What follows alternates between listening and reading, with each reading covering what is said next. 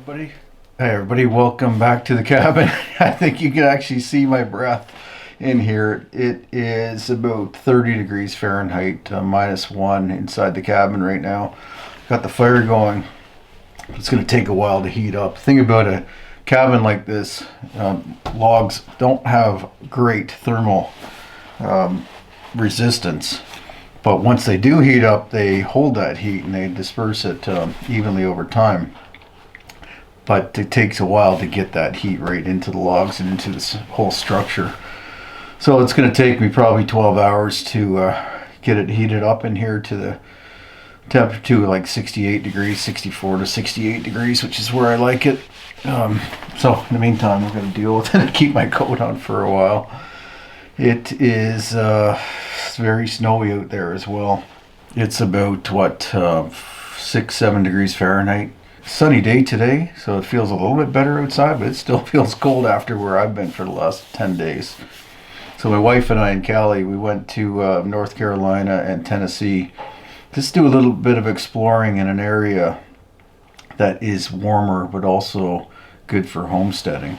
So that's what we were doing. We were just researching the area, just checking out the area, all the way from central Tennessee over to North Carolina mountains, especially the Blue Ridge Mountains in particular. Now really curious about what it's like to homestead down there, what it's like to be an outdoorsman in those areas as far as hunting and fishing is concerned. So what I did do is I actually booked a fishing guide for 4 hours in North Carolina near Asheville. So I spent 4 hours with the guide in the afternoon, and he showed me the ropes, showed me how to fish those rivers, but also just I learned a lot about what the fishing is like in that area, which is quite different from here. Here we have it's very remote and wild, like that with low pressure. So fishing pressure and hunting pressure are relatively low in my area, and the fish are all wild as a result. And there's plenty of them. In parts of the states that we visited, the fishing is primarily managed species that are supported by hatcheries.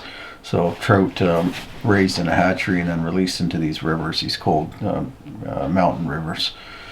So that was different, but I liked it a lot. I love fly fishing. As you know, I got more into fly fishing this year than ever. Kind of dedicated this year to only fly fishing, which I had variable success with.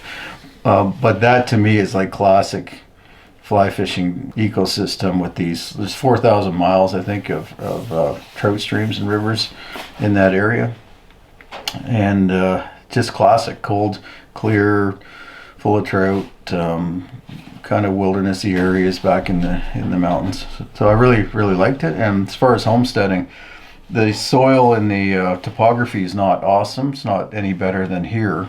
But of course the climate's better. It's a lot warmer, a little bit hotter in the summer, and much milder in the winter with less snowpack than what we get.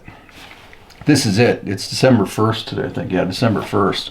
And the snow that's here now will stay and just continue to accumulate on top of this. We're very unlikely to get much melting happen from this point until like late April, mid to late April. So this is going to be too deep to do anything in. It's not like I could ever grow food in that.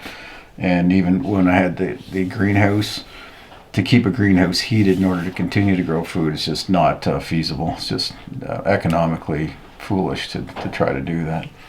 So that's it for the season for growing food.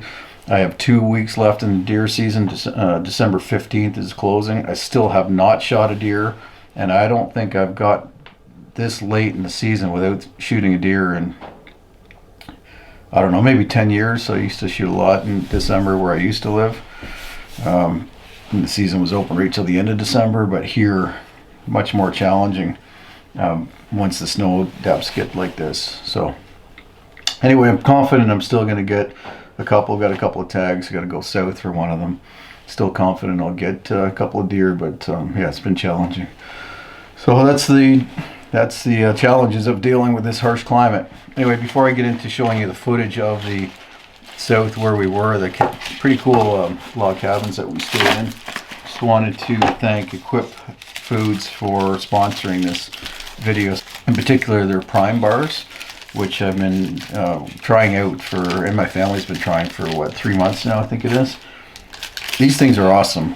On that trip, especially hiking back into the woods and hiking up these rivers to go fishing, having a protein bar in our pockets was ideal. And it allowed us to get our protein in even though we weren't eating a meal at midday. Now the flavors are just like eating a chocolate bar, so it's not like eating a piece of jerky, which we love to do as well.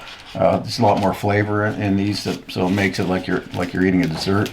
And they've come out with this new flavor, which I didn't want to like because I don't like sweet things typically. I don't have a sweet tooth. Anyway, it's churro is the flavor. The ingredients are just Equip grass-fed protein, which is beef protein, collagen, peptides, bovine colostrum, and then sweetened with dates, honey, cocoa butter, grass-fed beef tallow, coconut sugar, and cinnamon. That's maybe my new favorite, although I do like the chocolate and the peanut butter a lot, and mixed berry I do like quite a bit, but I like the other ones more than the mixed berry flavor. The reason my whole family loves these bars is that there's 20 grams of protein per serving. Now it's hard to get enough protein in your diet, really. Most people don't get enough protein. So to be able to have an Equip protein shake or a protein bar, especially in the middle of the day for us, it allows us to hit our protein target. So we're really happy about that. But the flavor and the clean ingredients is really important to our family, especially because some of our family members have gut health and immune issues. So these clean ingredients, nobody reacts to those. So no artificial ingredients, no refined sugar, and no seed oils. Very, very important to our family. Now it's a great time being early December to try these out and buy some for your family members for Christmas. That's what I'm doing this year because everybody likes them so much and they're a little bit harder to get up in Canada. I've been ordering these for presents for a lot of our family members who have tried them and love them and have actually been ordering them on their own. But anyway, that's going to be their gift for me this year. So our family really believes that Equip makes the best protein bar and protein powder on the market. And if you want to give this a try or buy some for your family, then click on the link below or go to equipfoods.com/Shawn James to get 20% off your first order or 35% off your first subscription.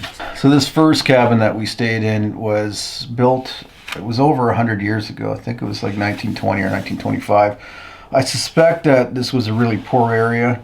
And when you get out of the agricultural zones, like wherever there's like flat land and you start getting up into these steep hillsides, that would have been extremely cheap or maybe even free at the time. Probably just like homesteading type arrangement where they just built something, started living there, and then were granted title maybe later or something. I'm not sure exactly how it went down in this area, but in any event, very, very cheap and not made for cars. There's a very small place to even park at this first cabin, and it was apparent how old it was. It was unstable. The floor was a little bit unstable. The logs had the bark on still, which surprised me that it was still intact inside and out. And the chinking was kind of overgrouted, so it was coming out almost flush with the outside of the logs. So there's a big chink line, grout line, and smaller amount of log space. But that would have been done over the years as it was renovated or maintained over the years.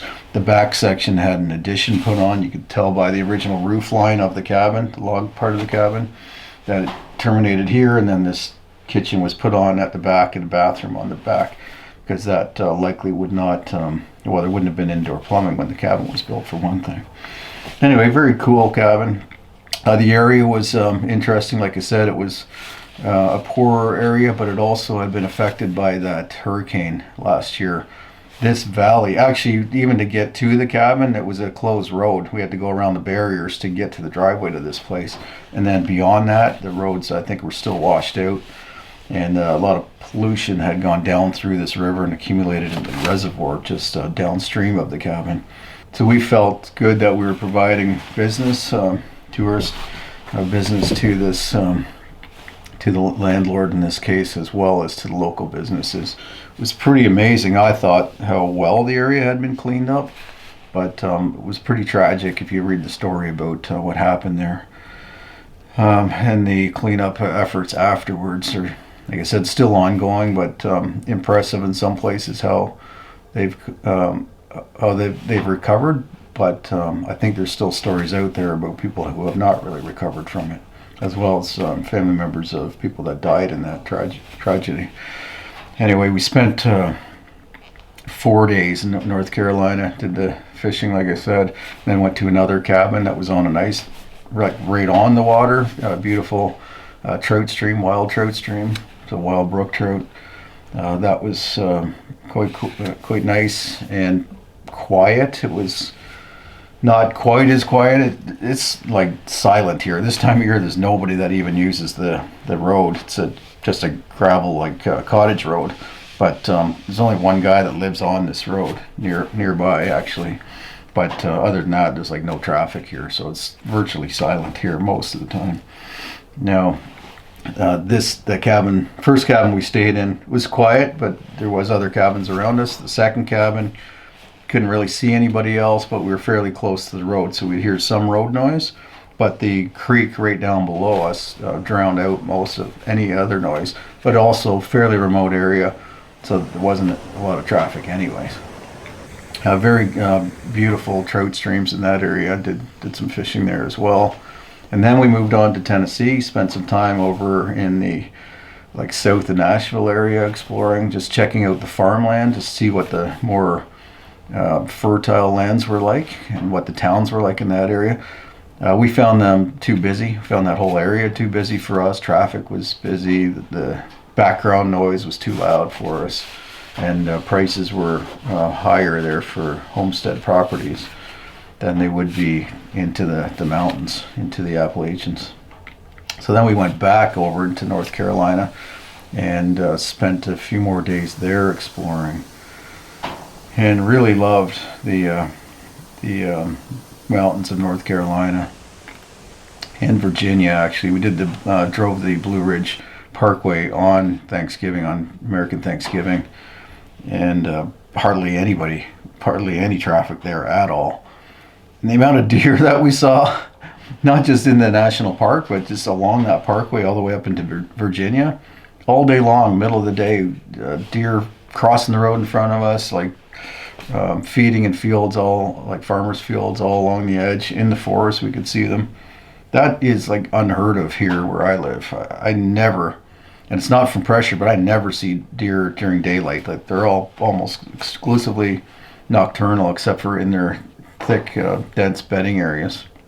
Never see deer out in the open, not even does. It was just shocking to see that, and we saw some decent bucks as we were driving along too. So pretty interesting.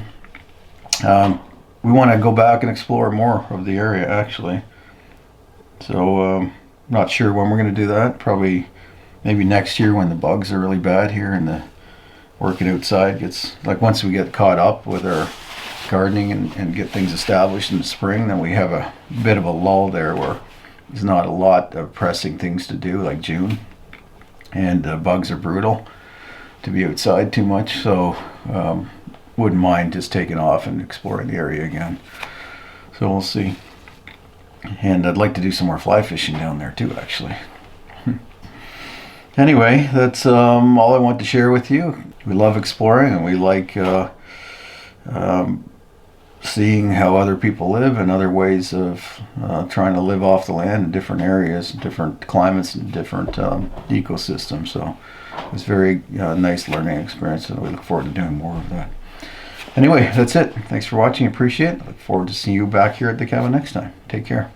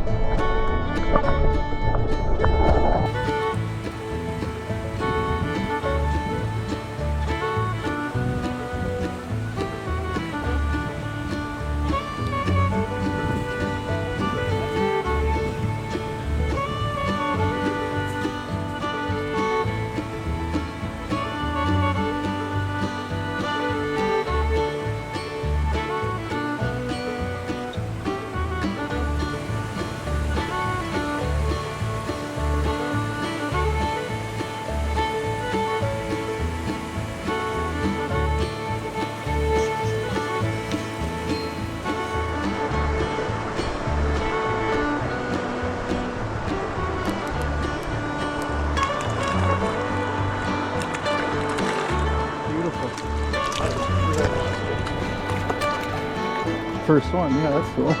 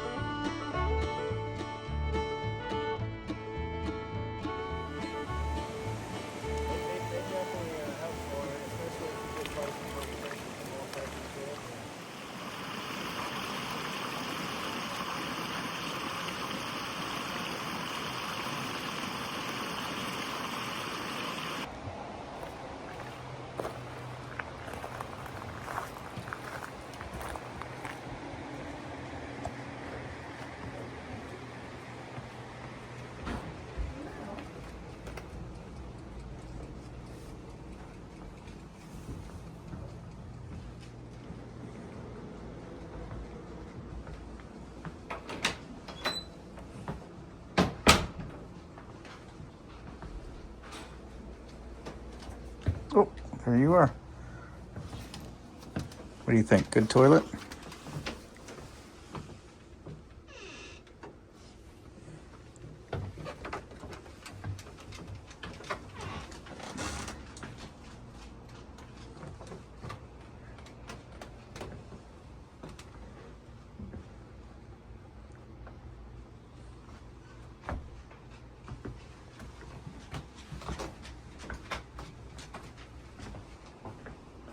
Here goes the mom.